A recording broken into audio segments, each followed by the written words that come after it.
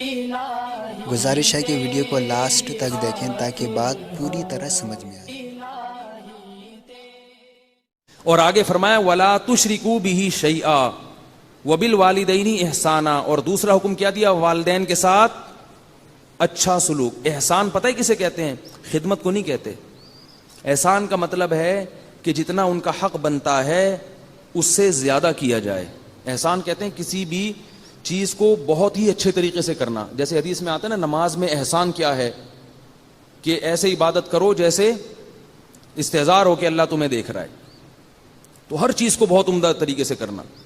اور فرمایا وَلَا تَقْتُلُوا أَوْلَادَكُم مِّنْ إِمْلَاقٍ، اپنی اولاد کو قتل مت کرو غربت کے خوف سے۔ نَحْنُ نَرْزُقُكُمْ وَإِيَّاهُمْ، رزق تمہیں ہم دیتے ہیں اور ان کو بھی ہم دیں گے۔ آج اولاد کو قتل تو نہیں کیا جاتا، لیکن پریگننسی میں حمل ضائع کرا دیا جاتا ہے، اور یہی ہوتا ہے کہ اس کی فیسیں کون بھرے گا، اس کے علاج کے خرچے کون اٹھائے گا، 2 بچوں کو پالنا مشکل ہو رہا ہے، تیسرا آئے گا اس کی فیسیں کون دے گا؟ اللہ نے کیا کہا کہ اس کو رزق کون دے گا؟ میں دوں گا۔ یہ بہت بڑا جرم ہے، یاد رکھو، حمل روکنا اس نیت سے کہ میں خرچے کیسے پورے کروں گا۔ یہ اللہ پہ الزام ہے کہ اللہ کو آپ تانا دے رہے ہیں کہ اللہ میرے خرچے پورے نہیں ہوئے تھے، میں تو بھوکا مر گیا، ایک اور نسل دنیا میں آ رہی ہے۔ دیکھو ایک سیٹ ہو، بہت بڑا سیٹ، اور وہ کہہ رہا ہے جب بھی ضرورت ہو نا میرے پاس آنا۔ بلکہ باپ کی مثال دیتا ہوں، باپ اپنے بیٹے کو کھلا رہا ہے پلا رہا ہے، جب بھی کوئی ضرورت ہوتی ہے اس کی ضرورت پوری کر دیتا ہے۔ اب بیٹے کو کوئی چیز خریدنی تھی جو بڑی اس کی محبوب چیز تھی، اور وہ نہ خریدتا تو بہت نقصان ہوتا، تو بیٹے نے اس لیے نہیں خریدی کہ پتہ نہیں ابا مجھے پیسے دیں یا نہیں دیں۔ باپ کو جب پتہ چلے گا اس کو غضب آئے گا کہ نہیں آئے گا؟ کہے گا یار ساری زندگی میں نے آج تک کبھی نہ کی ہے، اور تجھے اب کیسے خیال آ گیا یار؟ اس کا مطلب تو مجھے کنجوس سمجھتا ہے، یا تو یہ سمجھتا ہے کہ میرے خزانوں میں کمی ہے؟ یہ تو نے سوچ کیسے لیا میرے بارے میں؟ تو اللہ اس معاملے میں بہت غیرت مند ہے۔ رزق کے معاملے میں اللہ نے ہمیں بہت کھلایا ہے بھائی، سارے خرچے پورے کیے اللہ نے، ہمارے جوان کر دیا، پیدا ہوئے تو ماں کی چھاتیوں میں دودھ پیدا کر دیا اللہ نے۔ اللہ کہہ رہے یہ تم عقل کے اندھے ہو، تم پیدا ہوتے ہو ماں کی چھاتیوں میں دودھ کہاں سے آتا ہے؟ یہ اس کا مطلب ہے مجھے پتا ہے کہ بچے کی کیا کیا ضرورتیں ہیں۔ اب آگے تم نسل روک رہے ہو کہ میں فیسیں کہاں سے بھروں گا۔ یہ یہودیوں کی سوچ ہے جن پر اللہ نے لعنت بھیجی ہے۔ وہ یہ کہتے تھے کہ اللہ کے ہاتھ بندھے ہوئے ہیں، اللہ بہت تھوڑے تھوڑے کھلاتا ہے، یہودی کہتے تھے۔ اللہ کو ایسا غصہ آیا، قرآن میں اللہ نے فرمایا غلت ایدیہم، ان کم بختوں کے ہاتھ بند ہو گئے ہیں۔ وَلُعِنُوا بِمَا قَالُوا، اور جو انہوں نے کہا ہے نا اس کی وجہ سے ان پر لعنت ہے اللہ کی۔ بل یداہ مبسوطتان، اللہ کے دونوں ہاتھ کھلے ہوئے ہیں۔ تو نہ دیکھو یہ ڈرامے جو تمہیں اور نسل روکنے کے مشورے دے رہے ہیں، نہ دیکھو ایسی فلمیں۔ وہ جو بول فلم آئی تھی نا، اس کے ڈائلاگ مجھے کسی نے بتائے، وہ جو بچی نے اپنے باپ سے کہا کہ جب کھلا نہیں سکتے تو پیدا کیوں کرتے ہو، وہ ڈائلاگ بڑا مشہور ہوا، لوگوں نے بڑے تبصرے کیے، ہاں بھائی بالکل صحیح کہا بھائی، جب کھلا نہیں سکتے اتنے درجنوں بچے تو پیدا کیوں کرتے ہو۔ میں نے کہا اگر مجھے فلم میں لے کے آؤ اور یہ ڈائلاگ مجھے دو، اور وہ بچی سے کہے کہ مجھے کہے کہ جب کھلا نہیں سکتے تو پیدا کیوں کرتے ہو، تو میں اس کو یہ جواب دوں گا یہ نمبر لگا کے، نمبر 1، کھایا نہیں ہے تو اتنی بڑی کیسے ہو گئی؟ یہ جو ہے نا میڈیا آپ کی آنکھوں پہ پردہ ڈالتا ہے، خدا کی قسم، یہ سب یہودیوں سے پیسے لے کے ہمارے کلچر کو تباہ کر رہے ہیں۔ بیٹی کو باپ کا کیسا بدتمیز بنا رہے ہیں آپ دیکھو۔ سب سے بڑا احسان کہ جو والدین آپ کی پیدائش کا ذریعہ بنے، اسی احسان کی ناشکری کی جا رہی ہے۔ والدین کو تو پاؤں دھو کے پینے چاہیے کہ ان کی وجہ سے ہم دنیا میں آئے ہیں، ہم ان کے جسم کا ٹکڑا ہیں، تبھی ماں باپ کی ساری خصوصیات اولاد میں ٹرانسفر ہوتی ہیں کہ میں جو کچھ ہوں اپنے والدین کی پہچان ہوں۔ میں جب بیان کرتا ہوں لوگ مجھے کہتے ہیں جنہوں نے میرے والد صاحب کو دیکھا کہ حضرت بالکل آپ کے والد صاحب کا لک آتا ہے آپ میں، وہی جذبات ہیں، وہی آواز ہے۔ تو یہ کیا ہے؟ یہ کہاں سے ملا ہے؟ سب کچھ باپ سے ٹرانسفر ہوا ہے نا۔ اسی باپ کو آپ تانا دینا شروع کر دو، یا پیدا کیوں کیا تم نے؟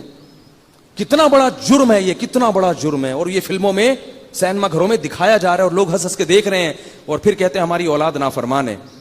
تمہاری اولاد تو نافرمان ہوگی نا، وہ تو اس باپ کو مانے گی جو تمہیں سونے کے نوالا کھلاتا رہے بس ہر وقت، ذرا سا اس نے ہاتھ کھینچا تو تانے سننے کو ملیں گے تمہیں۔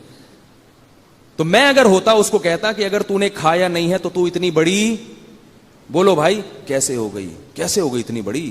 نمبر 2، تو نے ضرورت سے زیادہ کھایا ہے۔ اگر ضرورت کا کھایا ہوتا تو ایسی باتیں نہ کرتی، ایسی باتیں غریبوں کی زبان پہ نہیں آتی۔ یہ فضول باتیں اور یہ اللہ کی نافرمانی کی باتیں ان کی زبان پہ آتی ہیں جنہوں نے ضرورت سے بہت زیادہ کھا لیا ہوتا ہے, پیٹ بھرے ہوئے ہوتے ہیں, پھر الٹی پھینکتے ہیں ایسی. بہت زیادہ کھاتا ہے نا انسان, پھر ناشکرا ہوتا ہے. قرآن میں اللہ نے کہا نا اگر اللہ لوگوں کو رزق بہت زیادہ دینا شروع کر دے سب اللہ کے نافرمان بن جائیں گے. اور تیسری بات میں اس سے یہ کہتا کہ ٹھیک ہے بیٹا غلطی ہو گئی, ہم نے آپ کو پیدا کر لیا, غلطی ہو گئی, تو اس غلطی کی تلافی بھی ہو سکتی ہے. اگر آپ کا خیال ہے کہ آپ دنیا میں آنا آپ کا غلط تھا تو یہ بندوق اٹھا کر کے ختم کر دو اپنے آپ کو. بھائی موت کی تکلیف بھی نہیں, اگر آپ کہیں تو موت کی تکلیف ہوگی تو بڑا مسئلہ ہے, تو بھائی کنپٹی پہ ایک گولی ٹھا کر کے ماری جائے تو کوئی نہیں پتا, ایک سیکنڈ میں ختم. تو بھائی اب زندہ کیوں ہو؟ چلو اس وقت تو بچے تھے, عقل تھی, اب تو بڑی ہو گئی, اتنی باتیں کر رہی ہو میرے سامنے, تو بیٹا یہ بندوق ہے, آپ سے نہیں جلدی میں مار دیتا ہوں, ختم. نہ اپنے آپ کو گولی مار رہے ہو, اس کا مطلب اس زندگی کو نعمت سمجھتے ہو نا. تو اس لیے بار بار کہہ رہا ہوں کہ کلچر کس کا فالو کرنا ہے؟ جو اللہ اس کے رسول بتا رہے ہیں تمہیں, اس سے ہمارے گھروں میں برکت آئے گی. پہلے زمانے میں اگر غریب کے 12-13 بچے ہیں, نہیں کھانے کو مل رہا, تو کیا سکھایا جاتا تھا؟ صبر شکر کر کے کھا لو, اسی میں اللہ برکت دے دے گا. اور کیسے صحت مند نکلتے تھے بچے, وہ کیسے بڑے ہو گئے روکھی سوکھی کھا کے. میں پہلے جہاں رہا کرتا تھا وہاں ہمارے گھر کے قریب ایک غریب آبادی تھی. میں نے گھر میں دیکھا کہ ان کے غربت بہت ہے, صرف روٹی پکتی ہے, سالن نہیں پکتا. تو وہ کیا کرتے تھے, جب سالن پکتا تھا نا سب بچے روٹی لے کے بھاگ جاتے تھے اور کھا لیتے. بھوک اتنی ہوتی تھی ان, سارے صحت مند بنے ہیں, وہ اتنے صحت مند, لمبے لمبے قد ان کے نکلے ہیں. میں کہتا یار ان کا وقتوں کو روٹی ملی نہیں اور ان کے قد دیکھو. ٹھیک ہے, ڈاکٹروں سے نہیں پوچھو ہر چیز, بہت سے کام کون کرتا ہے؟ اللہ کا. ڈاکٹروں کی اپنی بیچاروں کی صحت تو دیکھو, ڈاکٹر تو ڈبے پہ ڈبہ لکھتا رہے گا, یہ والا بھی پلا دو, یہ والا بھی ایکچولی اس میں یہ والے آئرن کی کمی, یہ والا پلا دو. غریب, میں نے پٹھان بچے دیکھے ہیں, پٹھانوں کے علاقوں میں رہا ہوں میں, غریبوں کے. ایک پٹھان کو میں نے دیکھا, اس کے ساتھ میں رہا بہت, میں نے دیکھا کہ اس کا بچہ روتا ہے تو روٹی لا کے پکڑا دیتا ہے, صرف روٹی, اور بچہ صرف روٹی کھاتا ہے. اتنا طاقتور, اتنا.